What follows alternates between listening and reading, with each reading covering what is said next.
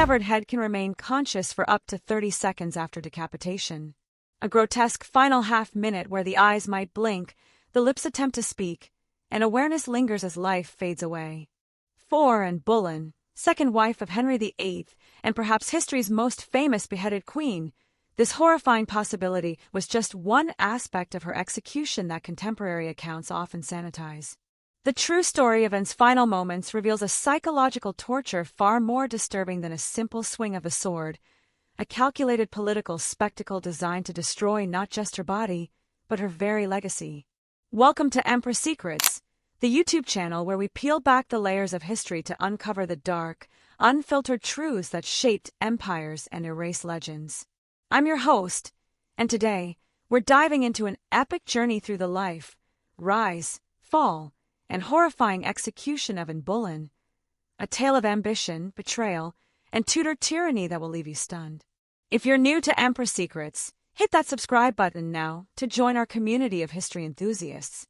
Your subscription fuels our mission to bring you gripping stories like this one, motivating you to question the past and seek the truth. Don't forget to like this video to support our deep dives, and share it with friends who crave the real stories behind the crowns. Let's get started. Anne Boleyn's execution on May 19, 1536, wasn't just a death. It was the culmination of a meticulously orchestrated campaign to erase a woman who had risen too high for Tudor England's comfort. History books often reduce her story to a single line, beheaded for treason. But the reality is far darker, a psychological dismantling so methodical it rivals modern torture techniques. Anne's death was the final act in Henry VIII's quest to obliterate a queen who had become too powerful, too influential, and too inconvenient. To understand the horror, we must first trace her journey from a clever girl in Kent to the queen who reshaped England's destiny. Anne was born around 1501 or 1507. The exact date is debated, with historians like Eric Ives favoring the earlier year based on her time abroad. Her birthplace was likely Blickling Hall in Norfolk or Hever Castle in Kent, estates of her father, Sir Thomas Boleyn, a diplomat who climbed from merchant roots to become Earl of Wiltshire.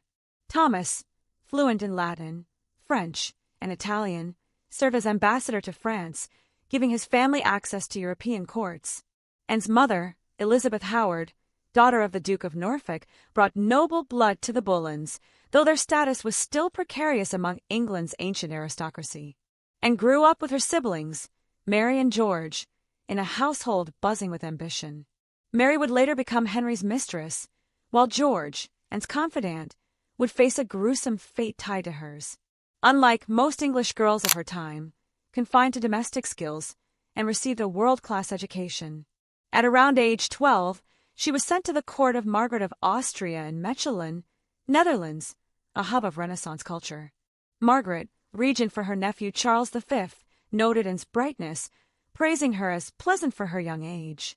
Anne learned French, music, dance, and courtly etiquette, observing a powerful woman ruling in a man's world. In 1514, she joined the French court, serving Mary Tudor, Henry VIII's sister, during her brief marriage to King Louis XII.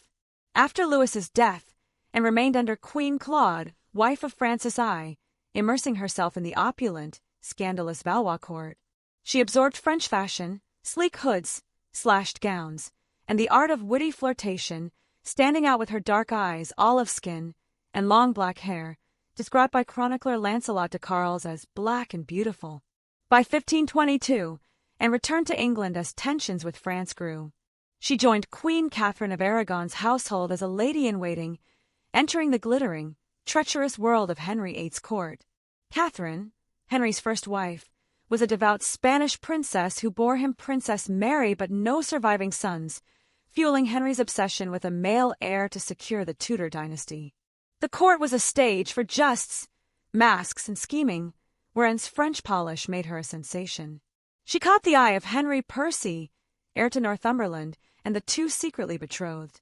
But Cardinal Thomas Wolsey, Henry's chancellor, intervened, likely on Henry's orders, forcing Percy into another marriage. And, humiliated, called Wolsey the butcher's son for his low birth, a grudge that shaped her later ruthlessness. Around 1526, Henry VIII himself became enamored with Anne. At 35, Henry was a Renaissance king, tall, athletic, with a red-gold beard and a passion for theology and music. His marriage to Catherine, now 40, had soured, and he sought an annulment, citing Leviticus. "Thou shalt not uncover the nakedness of thy brother's wife," as Catherine had been wed to his deceased brother Arthur. Unlike her sister Mary, who had been Henry's mistress and earned the nickname the Great Prostitute, and refused to be a concubine, Henry's love letters, preserved in the Vatican, reveal his desperation. "I beg to know expressly your intention touching the love between us. If it does not please you to answer me in writing, appoint some place where I may have it by word of mouth." And cautious responses, like sending a jewel of a shipwrecked maiden, showed her strategic mind. She demanded marriage or nothing. This demand sparked the king's great matter, a 6-year battle to annul Henry's marriage to Catherine. Pope Clement VII, under pressure from Catherine's nephew Emperor Charles V, stalled, and influenced Henry toward Protestant ideas, gifting him William Tyndale's Obedience of a Christian Man, arguing kings answer only to God. She patronized reformers like Thomas Cranmer, alienating Catholic nobles. By 1532, with Wolsey dead, Henry broke with Rome, declaring himself supreme head of the Church of England. He secretly married, and on January 25, 1533, when she was pregnant, her coronation on June 1, 1533, was lavish but poorly received. Londoners were silent, loyal to Catherine. Anne's motto, "The most happy," masked growing tensions. On September 7, 1533, and gave birth to Elizabeth, a healthy daughter, but not the son Henry craved. His disappointment was palpable, though he celebrated publicly. And subsequent miscarriages, a stillborn son in 1534 and another in 1536 after Henry's jousting accident, strained their marriage. The 1536 miscarriage, coinciding with Catherine's burial, was a deformed boy, fueling rumors of witchcraft. Henry's eye turned to Jane Seymour, a demure lady-in-waiting who promised obedience and lacked. Thomas Cromwell, Henry's chief minister, saw it as a threat to his power and the Reformation's progress, plotting her downfall. On May 2, 1536, Anne was arrested at Greenwich Palace during a tennis match, accused of adultery with 5 men: musician Mark Smeaton, courtiers Henry Norris, Francis Weston, William Brereton, and her brother George Boleyn, plus incest and treason for plotting Henry's death. Smeaton confessed under torture, likely on the rack, others denied. Historians like Eric Ives argue the charges were fabricated with impossible dates, e.g., adultery when Anne was postpartum. This was state-sanctioned gaslighting, designed to erase Anne's legitimacy. And 17-day imprisonment in the Tower of London, in the same apartments where she prepared for her coronation, was psychological torture. Sir William Kingston, the constable, recorded her swings from manic laughter to despair. "I shall have justice," she declared, then joked about her little neck. Psychologists identify this as dissociation, a defense against trauma. Sleep deprivation, isolation, and relentless interrogations broke her. Cromwell used tactics akin to modern torture. False promises planted rumors, and wrote to Henry, pleading, "Try me, good king, but let me have a lawful trial. Never prince had wife more loyal." Whether authentic, it captures her anguish. The trial on May 15, 1536, in the Tower's Great Hall before 2,000 spectators, was a farce, and defended herself eloquently, but her uncle, the Duke of Norfolk, led the jury convicting her. George and the others were executed on May 17 on Tower Hill, their deaths proving her guilt. The execution, delayed from May 18 to May 19, amplified her torment. Uncertainty was deliberate.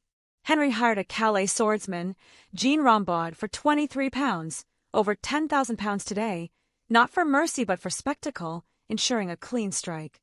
May 19 dawned bright, and, awake since 2 a.m. praying, wore grey damask with a red kirtle symbolizing martyrdom. The scaffold on Tower Green, just 3 feet high, kept her close to the jeering crowd. Witnesses like the Bishop of Rheims noted her beauty. Never had the Queen looked so beautiful. Her speech was measured. "Good Christian people, I am come hither to die, for according to the law, and by the law I am judged to die, and therefore I will speak nothing against it. I pray God save the king, for a gentler nor a more merciful prince was there never. No confession, a subtle defiance, blindfolded, and knelt upright, no block in French style, praying, Jesu receive my soul. The executioner distracted her. Fetch my sword. As she turned, he struck. Her lips moved post-decapitation, a physiological twitch that horrified witnesses, some fainting. No coffin was prepared. Her ladies used an arrow chest, burying her unmarked in St. Peter ad Vincula Chapel. Henry at Whitehall, celebrated with Jane Seymour, marrying her May 30th. The aftermath was brutal. Elizabeth, not yet 3, was declared illegitimate, her household dissolved. Henry's court became a fear factory. 5 more wives followed, 2 executed. Anne's legacy endured. She birthed Elizabeth I, who reigned 44 years, ushering England's golden age, and catalyzed the Reformation. Her portraits were destroyed, her emblems erased, but her story survived in chronicles, poetry, and modern media like the Tudors. Psychologically, Anne's gallows humor reflects denial, her isolation akin to solitary confinement. Henry's actions suggest narcissistic rage, possibly worsened by his 1536 injury. Witnesses, like her ladies, suffered PTSD-like symptoms. One entered a convent. Tudor justice was theater, beheadings for nobles, hangings for commoners. Henry's reign saw 72,000 executions. Anne's fashion, French hoods, bold colors, set trends. Her trial transcripts, though partial, show her wit. If any man accuse me, I can clear myself. The co-accused, like George, were pawns in Cromwell's purge. Her execution reshaped English law, cementing royal supremacy. Feminist readings cast, and as a proto-feminist, challenging patriarchy but crushed by it.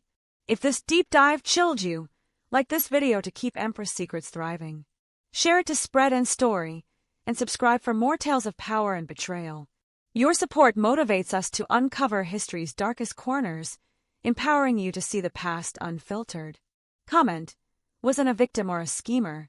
Join Empress Secrets next time for more hidden truths.